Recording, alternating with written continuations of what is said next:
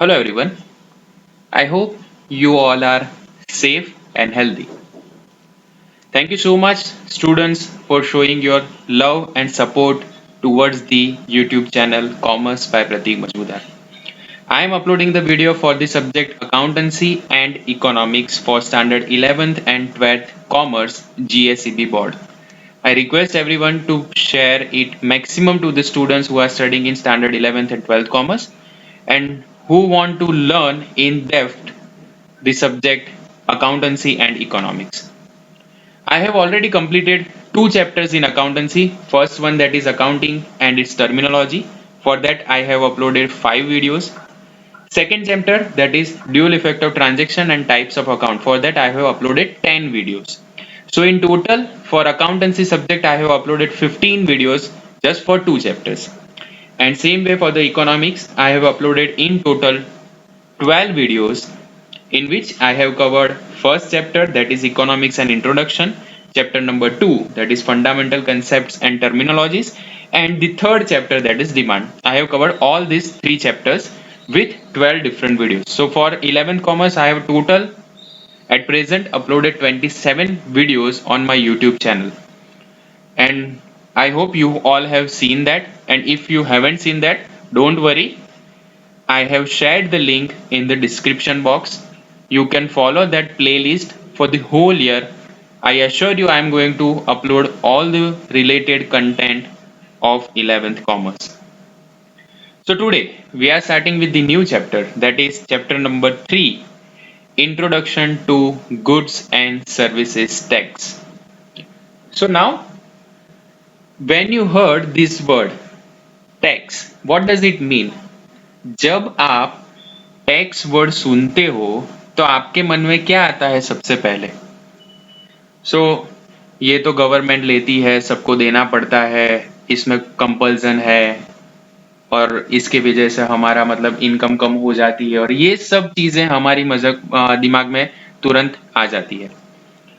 पर जब आप गवर्नमेंट का सोचो कि अगर गवर्नमेंट को, what is the duty of a government? Government की ड्यूटी क्या है कि अपने स्टेट का वेलफेयर करे. तो वो वेलफेयर कैसे करेगी? पैसे कहां से लाएगी? So government has only one source from which they can collect the money. Okay, जैसे कि आपको अगर पता होगा कि आप कोई भी चीज खरीदने जाते हो तो उसके ऊपर लिखा होता है एमआरपी, और एमआरपी के साइड में अगर 130 रुपीज है तो उसमें ब्रैकेट में लिखा होगा इंक्लूसिव ऑफ ऑल टैक्सेस. ऐसा आपने कहीं की जगह पे पढ़ा होगा.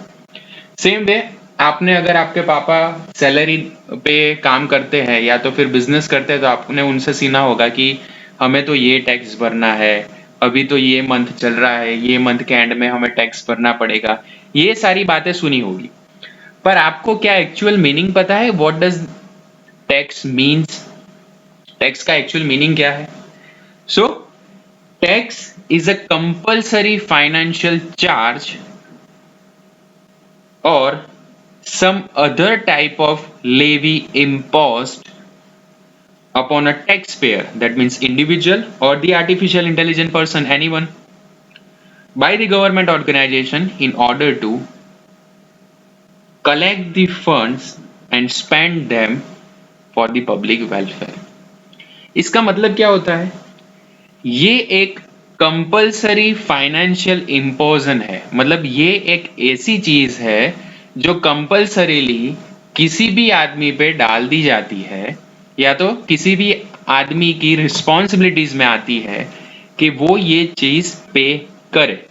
Because whatever we have earn, that is earn because of our country, and now it is our social responsibility to pay back to the society. So that's why we are paying our taxes. Ultimately, that is a source of income for the government. If we are going to pay taxes on time, that will be beneficial for the government to do welfare, and ultimately the welfare, that means our money comes back to us in different forms. जैसे कि अभी corona चल रहा है तो आपको पता होगा कि सरकार ने कई अलग अलग स्कीम्स लॉन्च की. ओके, और स्कीम्स के थ्रू कई लोगों को कई सारी जगह पे पैसे मिले, एमएसएमई में थोड़ा बिजनेस पिला, ओके, लोन्स के रेट्स कम हुए, मॉनिटोरियम डिक्लेयर किया गया, आरबीआई ने कुछ आके कोई नई चीज डाली। तो ये सब चीजें कैसे पॉसिबल होगी? जब वो या तो फिर कोई भी गवर्नमेंट टैक्स कलेक्ट करेगी तभी ये पॉसिबल होगी। So we are going to study the new reform that is started in the year 2017, जो अभी 2017 से ही स्टार्ट हुआ है। कौन सा? GST, goods and services tax. अब टैक्स के बारे में तो आपको पता चल गया, पर आपको क्या गुड्स के बारे में कुछ पता है? गुड्स मतलब क्या होता है? सो गुड्स और सर्विसेज, इन दोनों का difference we have already covered this particular thing in previous chapter. ये चीजें हमने इकोनॉमिक्स में भी कर दी है, पर अगर कोई नया स्टूडेंट है जिसने आगे के वीडियोस नहीं देखे तो उसके लिए मैं थोड़ा सा जनरलाइज करके आपको बताता हूं। Goods that means the things which are tangible in nature, okay. ऐसी कोई चीज है जिसको आप छू सकते हो, जिसको आप महसूस कर सकते हो, उसको आप गुड्स बोल सकते हो। For example pen, paper, notebook, ये सब आप गुड्स बोल सकते हो। पर ऐसी कोई चीज है which you can not touch, which you can not feel, this is intangible in nature. तो वो एग्जाम्पल लेते हैं, जैसे कि टीचिंग, जैसे मैं ऑनलाइन पढ़ाता हूँ, तो आप क्या छू सकते हो? आप मैं जो बोल रहा हूँ वो छू सकते हो? नहीं छू सकते ना, तो वो टेंजिबल नहीं हुआ, इनटेंजिबल हुआ। तो this is a kind of service. Same way medical care या तो फिर प्लम्बिंग का काम कुछ ले लो, ये सारी चीजें क्या होती है? ये सर्विसेज कंसिडर की जाती है। Same way we can store our goods, हम क्या कर सकते हैं? गुड्स को स्टोर कर सकते हैं। अगर आपके पास 20 पेन्स है तो आप स्टॉक में 20 पेन्स रख सकते हो, पर क्या आप टीचिंग की सर्विस को स्टॉक में रख सकते हो? नहीं रख सकते, because it's a part of service. Same way there is a gap between the real production and the consumption of a goods. जैसे कि अगर मैंने एक पेन बनाई, तो पेन में क्या करूंगा? मार्केट में सेल करूंगा, उसके बाद उसका यूटिलाइजेशन होगा, ओके। जैसे 10 रुपए की एक पेन है, मेरी कंपनी ने बनाई, मार्केट में रखी, आपने परचेज की, तो ये एक टाइम गैप हुआ। तो गुड्स में टाइम गैप होता है, पर सर्विसेज में ऐसा कोई टाइम गैप नहीं होता। When I am providing you the service, you have to consume that goods. For example, जैसे मैं अभी पढ़ा रहा हूं, तो आपको ये चीज अभी पढ़ लेनी है, because it's a part of service. जो मैंने बोल दिया, जो खत्म हो गया, उसके बाद ये चीज नहीं होने वाली, okay. So that will consider as a services. So now let us start our session. I have given you the brief idea related to the chapter. अब ये चैप्टर जो है ये 2 सेशन में कंप्लीट होगा। This is first session part 1 and tomorrow I am uploading the second part, that is part 2। Now here see the introduction about the chapter. Tax का तो आपको पता चल गया कि टैक्स का मतलब क्या होता है।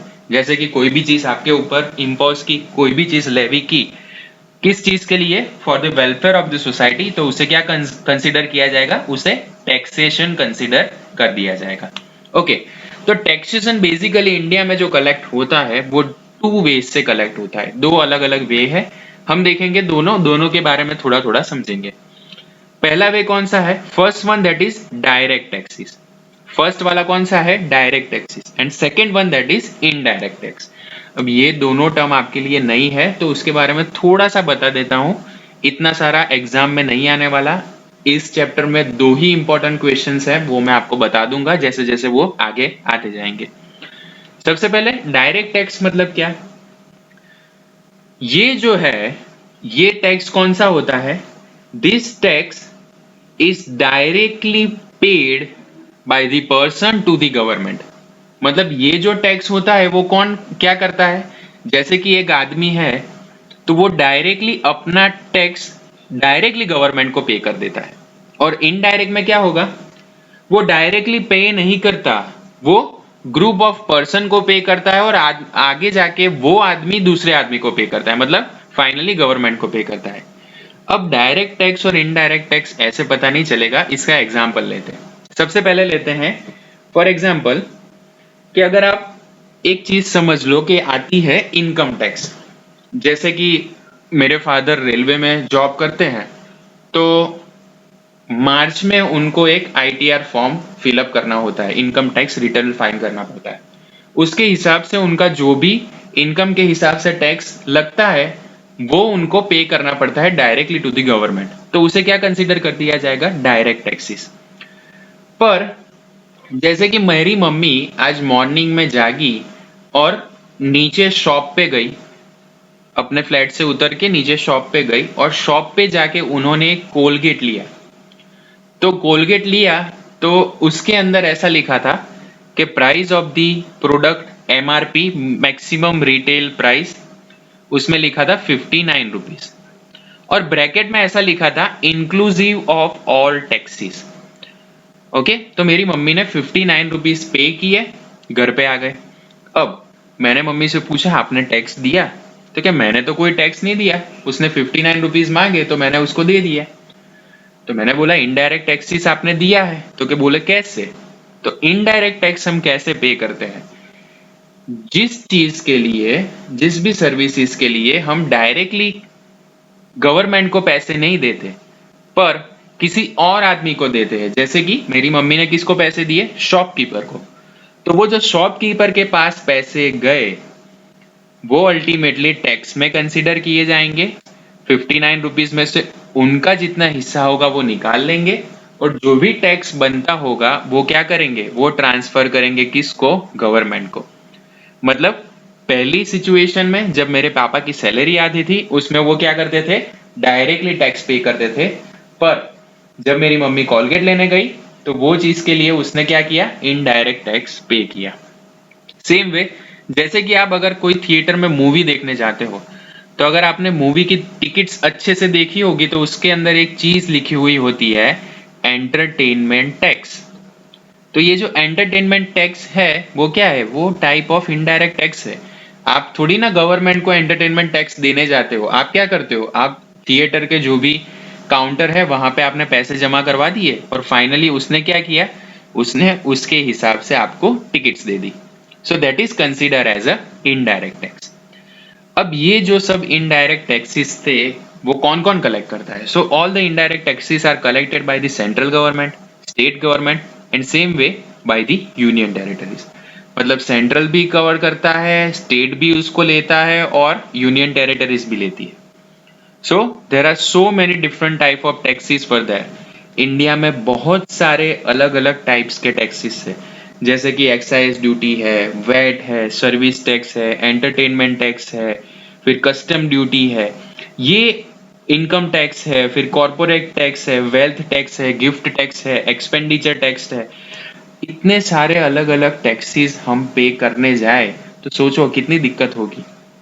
तो यही दिक्कतें गवर्नमेंट को भी आ रही थी। तो जैसे जैसे गवर्नमेंट को ये सारी दिक्कतें आती गई तो उन्होंने सोचा कि क्यों ना इस चीज में एक यूनिफॉर्मिटी ला दे। यूनिफॉर्मिटी मतलब क्या, कि सबके लिए सिंपल एक ही चीज। ओके, सो उन्होंने क्या किया, सारे टैक्सेस को एबॉलिश किया और एक नया टैक्स लेके आए, उसे क्या कहा गया, goods and services tax. Okay, so to eliminate such type of complexity in indirect taxes, the new tax act is introduced by the government with a slogan. अब यहाँ पे ये slogan देखना, one nation one tax, that means there is only one nation India and India has only one tax, that is GST। पर ये कौन से type का टैक्स है, this tax is a indirect tax, ये डायरेक्ट टैक्स नहीं है, आपको डायरेक्टली गवर्नमेंट को ये पे नहीं करना पड़ता, ये आप ऑलरेडी कोई भी चीज परचेस करते हो उसके साथ पे करते ही हो। जैसे कि आप होटल में खाने जाओगे तो बिल में दिखाया होगा इतना CGST, इतना SGST, उसके ऊपर हम आगे आएंगे। पर ये चीज समझ लो कि ये कौन से टाइप का टैक्स है, this is indirect tax. Okay, now तो स्लोगन क्या हुआ, one nation one tax and the name of the tax that is goods and services tax. Now a one mark question can be asked from this, what is the slogan used by the government for GST? So the answer is one nation one tax. Same way, the GST is implemented from which year and which date? If this kind of question asked, तो आपको देखो red line में मैंने लिखा ही है, it becomes effective from 1st of July 2017 on our country. That means पूरे India में ये कब से एप्लीकेबल हुआ? 1 जुलाई 2017 से। आई होप ये सारी चीजें आपको पता चल गई होगी। इसमें से क्या याद रखना है? First one, there are two types of tax, one that is direct tax, second is indirect tax. Second, goods and services tax is a part of indirect tax. Third thing, slogan which is used when we are implementing GST, one nation, one tax. And the fourth one, from which date it becomes effective?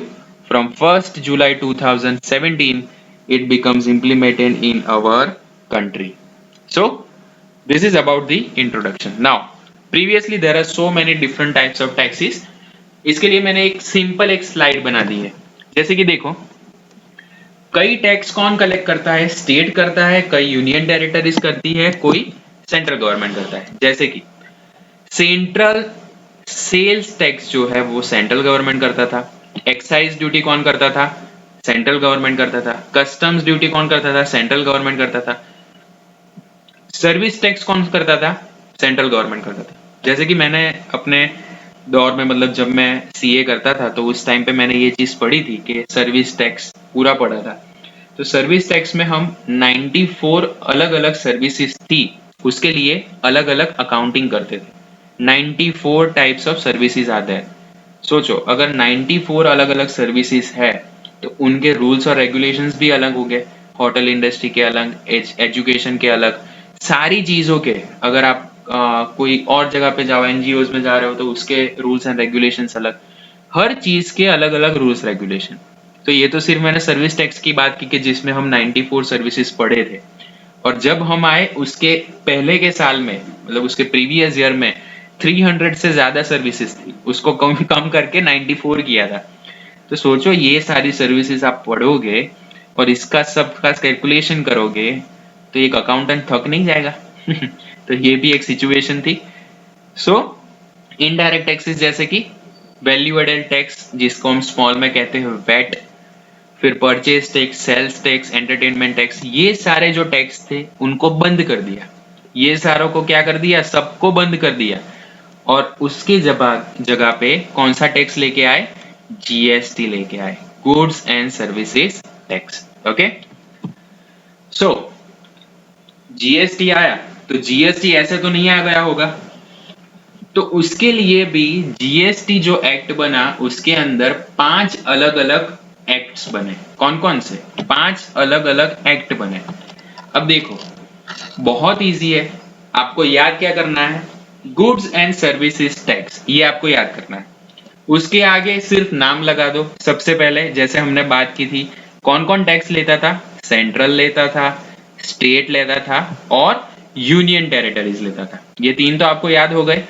Central goods and services tax, state goods and services tax, union territories goods and services tax.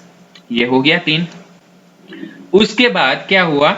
Integrated goods and services tax भी लगा। अब integrated goods and services मतलब क्या?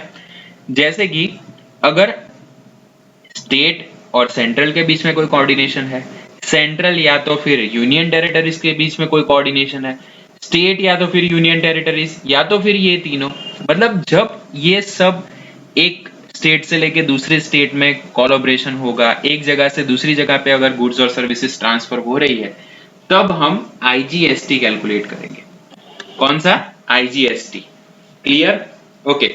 And the final, the fifth one, that is Goods and Services Tax, State Composition Act. ये सबसे important है, the GST Compensation Shares Act. इसमें क्या था कि ये जब टैक्स इंप्लीमेंट किया ना, तो कई ऐसे स्टेट थे कि जिसकी रेवेन्यूज कम हो गई। तो उन्होंने क्या किया? उन्होंने कंपनसेशन सेज एक्ट लेके आए जीएसटी का, और जिन लोगों को कम टैक्स मिला है उनको क्या किया? कंपनसेट किया। जैसे कि अगर किसी की इनकम 100 रुपीज होती थी पहले, पर ये नया टैक्स आया उसकी वजह से 40 रुपीज ही हो रही है, तो अब क्या करेंगे? 60 रुपीज उसके अकाउंट में कौन पे करेगा? सेंट्रल गवर्नमेंट पे कर देगी। तो ऐसे करके पूरा एक स्ट्रक्चर बिल्डअप किया। तो आपको याद रखना है, जीएसटी बना तो उसके साथ 5 और एक्ट बने। कौन से? Central goods and services tax, state goods and services tax, union territories goods and services tax, integrated goods and services tax and goods and services tax, that is state compensation act. Okay, तो ये 5 चीजें आपको याद रखनी है। अब ये मैं पढ़ा रहा हूं, ये आपके सिर्फ नॉलेज के लिए काम का है, एग्जाम में नहीं आने वाला, not for the point of view of examination. ये याद रख लो। ये चीज, ये जो है ये काम का है कि आपको पांचों 5 एक्ट का नाम पता होना चाहिए, पर इनका यूटिलाइजेशन या तो यूजेस कहां पे होता है इसकी आपको याद रखने की जरूरत नहीं है। फिर भी मैं आपको एक बार पढ़ा दे रहा हूं, क्योंकि ये अगर आपका क्लियर होगा तो आपको जब आप बैचलर्स डिग्री करोगे, बीकॉम, बीबीए या तो फिर कोई भी, ओके, तो उस टाइम पे ये चीज अगर आपको पता होगी तो आपको काम लगेगा। सेम वे अगर आप नया कोई भी अब बिल देखोगे तो उसमें जीएसटी, एसजीएसटी, सीजीएसटी देखोगे तो आपको पता चलेगा कि प्रतीक सर ने ये चीज करवाई है तो इसका ये यूज होगा, यहाँ से इतना पैसा इसको जाएगा और यहाँ से इतना पैसा इसको जाएगा। चलो अब ये चीज समझते हैं। First one that is central goods and services tax.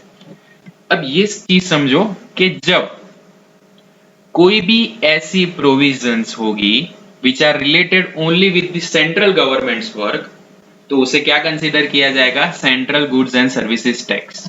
Okay, तो उसके ऊपर कौन सा टैक्स लगेगा? सिर्फ सीजीएसटी लगेगा। जब कोई भी रिलेशन होगा किसका? सेंट्रल का, तो उस पे कौन सा टैक्स लगेगा? सीजीएसटी। फॉर एग्जाम्पल, अगर मैंने एक पेन बनाई तो पेन में से जो भी मैंने मैन्युफैक्चरिंग किया उसके ऊपर मुझे एक प्रपोर्शन में टैक्स पे करना होता है। किसको? गवर्नमेंट को। तो वो गवर्नमेंट को जो भी मैं टैक्स दे रहा हूं तो उसे क्या कंसीडर किया जाएगा? सीजीएसटी, क्योंकि वो टैक्स मैंने किसको दिया? डायरेक्टली सेंट्रल गवर्नमेंट को। अब सेकंड है वो कौन सा है? State goods and services tax, SGST. अब समझो, जब यही पेन मैंने जो बनाई है वो गुजरात में बनाई है। गुजरात में मैंने अहमदाबाद में एक प्लांट डाला था और अहमदाबाद में एक प्लांट में बना के उसको मैंने पूरी मतलब पूरे गुजरात में बेचा, बड़ौदा में बेचा, सूरत में बेचा, सारी जगह पे मैंने ये पेन बेची। तो मुझे गुजरात के वेलफेयर के लिए भी एक टैक्स पे करना है। कौन सा वाला? SGST, that means state goods and services tax. Clear? तो आपको याद रखना है कि 2 लोगों को तो आपको टैक्स पे करना ही है। फर्स्ट अपने स्टेट को और सेकंड किसको? सेंट्रल को। ये दोनों तो आपके बिल में आने ही वाले हैं। थर्ड चीज आप समझो कि थर्ड आता है यूनियन टेरिटरीज। जैसे अगर आप दादरा नगर हवेली में रह रहे हो या तो फिर आप दमन में रह रहे हो, तो अगर आप दमन में रह रहे हो तो अगर आपने वहां पे मैन्युफैक्चरिंग किया तो वो तो यूनियन टेरिटरी है, तो आपको यूनियन टेरिटरी के हिसाब से यूटीजीएसटी पे करना पड़ेगा, union territories goods and services tax. Clear? तो ये सारी चीजें आपको आई थिंक पता चल गई होगी। तो अगर मैं अहमदाबाद में रह रहा हूं तो मुझे एसजीएसटी और सीजीएसटी पे करना है, क्योंकि एक स्टेट को जाएगा एक सेंट्रल को जाएगा। अगर मैं रह रहा हूं अंडमान निकोबार में तो ये तो आ गई यूनियन टेरिटरी, तो एक यूटीजीएसटी जाएगा और दूसरा कौन सा जाएगा? सीजीएसटी, सेंट्रल गवर्नमेंट टैक्स जो जाएगा वो। Okay, central goods and services tax वहां पे लगेगा, सीजीएसटी। ओके, तो यूनियन टेरिटरी का डेवलपमेंट करो और सेंटर का भी डेवलपमेंट करो। Okay, now the fourth one that is integrated goods and services tax. अब आईजीएसटी का मतलब क्या होता है? जैसे कि अगर मैंने एक प्रोडक्शन किया और उसका सेलिंग मैंने पूरे इंडिया में अलग अलग जगह पे किया, जैसे कि मैंने एक सैनिटाइजर बनाया समझ लो, और सैनिटाइजर मैं गुजरात में बेच रहा हूँ, महाराष्ट्र में बेच रहा हूँ, राजस्थान में बेच रहा हूँ, तो अब मैंने 2 जगह पे काम किया है, समझे? एक तो मैंने राजस्थान में भी काम किया, महाराष्ट्र में भी काम किया और गुजरात में भी काम किया। तो अब मेरा बिल जो बनेगा उसमें एक टैक्स तो कंपलसरी लगने वाला है। कौन सा? सीजीएसटी, सेंट्रल का। Okay, central goods and services tax. पर दूसरा जो लगेगा ना वो स्टेट का नहीं लगेगा। क्यों? क्योंकि इसमें तो 3 स्टेट इन्वॉल्व है। अब 3 को पैसे कैसे दोगे? तो उसके लिए क्या बनाया गया? आईजीएसटी बनाया गया, integrated goods and services tax.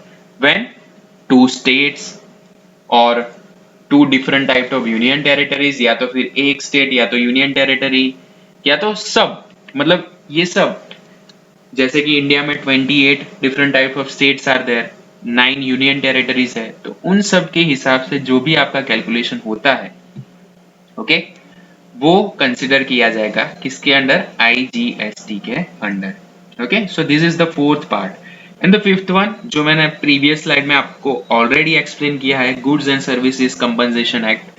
अब स्टेट कंपनसेशन मतलब क्या, जैसे कि अगर कोई आफ्टर इम्प्लीमेंटेशन ऑफ जीएसटी अगर किसी एक स्टेट को नुकसान हो रहा है, जैसे उसकी पहले इनकम थी 100 रुपीज, पर आफ्टर इम्प्लीमेंटेशन ऑफ जीएसटी उनको 40 रुपीज ही मिल रहे हैं, तो बाकी के 60 रुपीज कौन पे करेगा, state government, sorry central government इसको पे करेगी। So ultimately they are going to compensated with the same amount by the government. Okay, so this is about the GST compensation sales act. Okay, so 5 different types of acts are there. अब ये तो सब हम पढ़ लिया, अब समझ लो कि मीनिंग क्या होता है जीएसटी का। पहले वाला याद मत रखना, सेकंड वाला याद कर लेना। पहले वाला देख लेते हैं, different taxes of central government and state government are withdrawn. क्या किया, अलग अलग टाइप्स के जो रूल्स एंड रेगुलेशंस और टैक्सेस थे वो निकाल दिए स्टेट के और सेंट्रल के, उसकी जगह के पे क्या लेके आए, जीएसटी लेके आए, तो उसे हम क्या बोलेंगे, जीएसटी बोलेंगे। ये कुछ अच्छा वाला डेफिनेशन नहीं था। सेकेंड वाला समझो, tax which is applicable on supply of goods and services is known and goods and services tax. मतलब आप अगर गुड्स और सर्विसेज का सप्लाई करते हो और उसके ऊपर अगर आप टैक्स पे करते हो, then that particular tax will be known as goods and services tax, जिसको हम शॉर्ट फॉर्म में क्या बोलेंगे, जीएसटी बोलेंगे। Now the most important question for this particular chapter, ये वाला 100% एग्जाम्पल में पूछा जा सकता है या तो फिर एग्जाम में पूछा जा सकता है, और सेकंड एक है आपका बेनिफिट्स अबाउट जीएसटी। ये दो क्वेश्चन कर लो, इससे ज्यादा कुछ करने की जरूरत नहीं है ये चैप्टर में से। Now special features of GST, GST के कौन कौन से फीचर्स हैं, तो यहाँ पे total 11 different types of features हैं। सबसे पहले देखेंगे first one, that is one tax. Second, tax collection on supply, GST council, GST rates, import and GST, tax input, tax credit, tax distribution, tax determination, predetermined tax rate structure, 5 GST X, and fifth one, the last one, that is uniformity. So these are the different types of features of GST. Now starting with the first one, that is one tax. अब GST आ गया मतलब one nation one tax, सारे tax चले गए, उसकी जगह पे कौन सा टैक्स आ गया, सीधा एक ही टैक्स आ गया, GST. So that is the meaning of one tax. Second देखो, tax collection on supply. Okay, अब ये इसका मतलब क्या होता है, जब आप अपना गुड्स या तो सर्विसेज एक जगह पे दूसरी जगह पे पहुंचा रहे हो, तो उस टाइम पे जो भी टैक्स लगेगा, on that we are going to collect the taxes. जैसे कि मैंने रॉ मटेरियल से प्रोडक्शन बनाया और प्रोडक्शन जब रेडी हुआ, तो मैंने जब ये चीज सेल की अपने डिस्ट्रीब्यूटर्स को, जैसे कि मैं मैन्युफैक्चरर हूं और मैंने ये चीज किसी और को दी है बेचने के लिए, तो जब मैं उसको, उसने जब परचेज किया और मैंने जब सेल किया, तो उस टाइम पे मैं जो भी बिल बनाऊंगा उसके अंदर ये चीज लगेगी, जीएसटी वहां से स्टार्ट हो जाएगा। Okay, third one, that is GST council. जैसे कि पहले हम इनकम टैक्स पे करते थे, तो इनकम टैक्स के लिए क्या होता था, इनकम टैक्स की एक आयकर विभाग होता था, इनकम टैक्स डिपार्टमेंट। वैसे ही जब हम सेंट्रल सेज और वो सब पे करते थे, तो उसके लिए भी CBDT, central board of direct taxes, central board of indirect taxes, ये सब होता था। तो वैसे ही जब हम जीएसटी पे करेंगे तो उसका भी तो एक काउंसिल होना चाहिए कि नहीं, तो उसका एक काउंसिल होता है, तो उस काउंसिल को क्या बोलते हैं, जीएसटी काउंसिल बोलते हैं। अब इसके साथ आपको दो क्वेश्चन पूछे जा सकते हैं कि जीएसटी काउंसिल में स्टेट का रिप्रेजेंटेटर होता है कि नहीं होता है, ट्रू और false. So each state has a representative in GST council. जैसे कि 28 different types of states are there, तो 28 के 28 रिप्रेजेंटेटिव होंगे प्लस यूनियन टेरिटरीज के भी रिप्रेजेंटेटिव उस काउंसिल के मेंबर होंगे। सेकेंड थिंग आपको याद रखनी है क्या, जो भी फाइनेंस मिनिस्टर होगा, जैसे कि at present who is the finance minister, write down that in comment section. मुझे आंसर पता है, फिर भी मैं अभी नहीं बताऊंगा क्योंकि कल ही नई स्कीम उन्होंने लॉन्च की है। तो आप ये भी चीज ध्यान रखना कि finance minister every day work कर रहे हैं। सेकेंड थिंग मैं आपको हिंट दे देता हूं, जो फाइनेंस मिनिस्टर है वो लेडी है, ओके, वुमन है। तो उसका नाम आप कमेंट सेक्शन में लिखिए, who is the present finance minister of India, okay. और सेकेंड चीज याद रखो, who is the finance minister who have implemented GST act. GST किसने लाया था उसका भी नाम गूगल करके आंसर लिखो कमेंट सेक्शन में, ओके। उनकी तो डेथ हो गई, पर फिर भी आप उनका नाम मेंशन कीजिए। तो ये दो क्वेश्चन है आपके, हु हैज इनिशिएटेड जीएसटी और किन्होंने इंप्लीमेंट किया था, who was the finance minister when they have implemented the GST, and at present who is finance minister of India, okay. So who is the chairman or the chairperson of this GST council? The finance minister will become the chairperson or the chairman of the GST council. Now GST rates. So GST rates are different when we are going to calculate it. जैसे कि 3% है, 5% है, 9% है, 12% है, 18% है, 28% है। Different type of GST rates are implemented. तो वो कौन डिसाइड करेगा? Whatever the GST council will decide. क्यों? क्योंकि उसमें सारे स्टेट के रिप्रेजेंटेटिव है, सारी यूनियन टेरिटरीज के रिप्रेजेंटेटिव्स है। सेम वे चेयरपर्सन की तरफ से फाइनेंस मिनिस्टर है। तो वो सब जो भी डिसाइड करेंगे रेट्स, वो इसमें इंप्लीमेंटेड होंगे। Next one, that is import and GST. Now what is import and GST? जब फॉर एग्जांपल ये तो हमने बात की कि एक स्टेट में से दूसरे स्टेट में, एक सेंटर में से दूसरे सेंट्रल लेवल पे, या तो फिर यूनियन टेरिटरीज में से इंडिया में से हमने गुड्स को यहां से वहां भेजा, जैसे कि गुजरात से महाराष्ट्र में, महाराष्ट्र से राजस्थान में, राजस्थान से कर्नाटक में, कर्नाटक से हमने भेजा अरुणाचल प्रदेश में, ये सारी जगह पे भेजा। पर फॉर एग्जांपल जैसे कोई एक गुड्स है जो श्रीलंका से इंडिया में आया, तो अब उस टाइम पे कौन सा टैक्स लगाएंगे? तो उस टाइम पे हम क्या करेंगे, उसको कंसीडर करेंगे इंटर स्टेट सप्लाई, और उस पे हम क्या चला देंगे, इंपोर्ट लगा देंगे। पर टैक्स कौन सा लगेगा? जीएसटी ही लगेगा। क्या कंसीडर करेंगे उसको? क्या कंसीडर कर लेंगे? इंटर स्टेट सप्लाई कंसीडर कर लेंगे, और उसके ऊपर क्या लगेगा? जीएसटी इंप्लीमेंट होगा। इवन दो इट्स इंपोर्ट, तो इंपोर्ट पे भी टैक्स लगाओ, कौन सा? जीएसटी ही लगाओ, सेम ही अप्लाई करो। Then next one, that is input tax credit. अब ये सारा कैलकुलेशन नेक्स्ट वीडियो में हम डिक्लेयर करके बताएंगे कि कैसे हम टैक्स कैलकुलेट करते हैं, उसका मैं थोड़ा फॉर्मूला आपको समझाऊंगा। पर अभी इतना याद रखो कि जब आप जीएसटी पे करते हो, ओके, तो ये जो है वो प्रीवियस में से आपको इनपुट पे क्रेडिट मिल जाती है।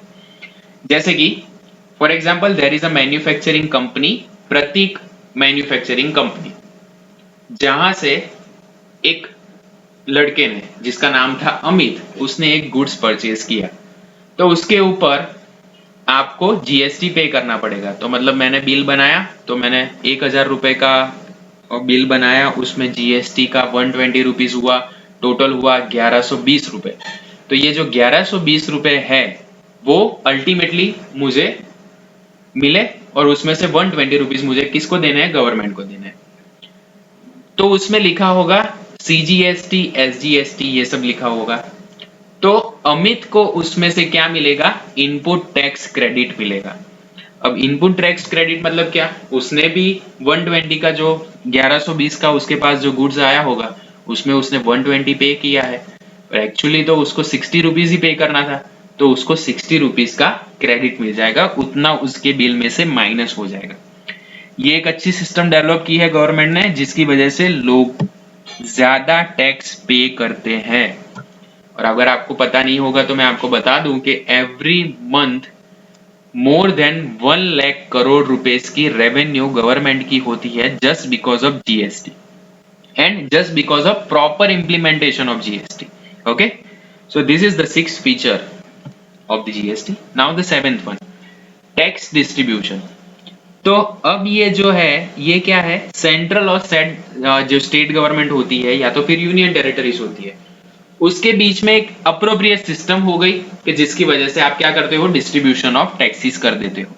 तो ये पूरी जो आपकी सिस्टम हुई वो अच्छे से डेवलप हो गई, जिसकी वजह से क्या होगा बेनिफिट, सबको पता चलेगा कि कितना टैक्स मिल रहा है, कितना टैक्स देना पड़ रहा है, ये एक प्रॉपर डिस्ट्रीब्यूशन हो गया। क्योंकि पहले क्या होता था, हर जगह पे हर चेंज होते थे, जैसे कि हमारा एंटरटेनमेंट टैक्स 28% है, वैसे ही मुंबई का उससे ज्यादा है, कई स्टेट में 40% है, कई स्टेट कोई भी एंटरटेनमेंट टैक्स नहीं लेते, तो यूनिफॉर्मिटी नहीं थी, तो उसकी जगह पे एक यूनिफॉर्मिटी आ गई। देन टैक्स डिटर्मिनेशन, इसके बेसिस पे जितना भी आप गुड्स का सप्लाई करोगे या तो फिर सर्विसेज का सप्लाई करोगे, आपको पता चलेगा कि अल्टीमेटली मुझे इतना टैक्स देना पड़ रहा है, तो आपको ये भी पता चलेगा कि इतना टैक्स पे करते हैं, इतना बाकी है, तो एक पूरा एक सिस्टम डेवलप हो जाएगा। सो that is the 8 salient feature of the GST. Next one that is pre determined tax rate structure, जैसे कि जीएसटी काउंसिल ने आपको दे दिया है कि आपको इतना ही टैक्स लेना है, इतना ही टैक्स पे करना है, तो ये सारी चीजें ऑलरेडी प्री डिटरमाइंड है, जिसके रिलेटेड आपको चीजें मिल जाएगी। Then 5 GST acts. Okay, so when I have said, ये आपको मैंने ऑलरेडी बता दिया है कि 5 अलग अलग टाइप के जीएसटी एक्ट बने, जैसे कि central GST, state GST, union territory GST, IGST integrated goods and services tax, and fifth one that is compensation GST law. तो ये सारी चीजें 5 अलग अलग एक्ट बने इसके साथ। And the last one that is 11th number, that is uniformity. GST के law, rules, procedure, rates, taxes, everything is similar throughout the country. पूरे इंडिया में ये चीज सिमिलर है, that's why uniformity is the major benefit of this particular act. So these are some salient features of GST. ये important question है, इसको याद कर लो। 5 जीएसटी के रूल्स जो है उसके नाम है वो आप याद कर लो, प्लस किसने इंप्लीमेंट किया था, कब से स्टार्ट हुआ, उसके लिए कौन सा स्लोगन लिया था, ये सारी चीजें थोड़ी याद कर लो, ये आपको काम लगेगी एग्जाम में। 2 क्वेश्चन आज आपको इसके आंसर देने हैं। First one, who is the initiator of GST in India in the year 2017? And second question is that at present who is the finance minister of India? That's all for today. Thank you so much. Share it to the maximum students who are studying in standard 11th and 12th commerce.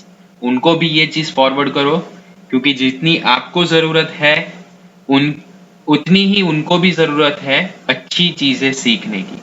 That's all for today. Thank you so much. Jai Hind.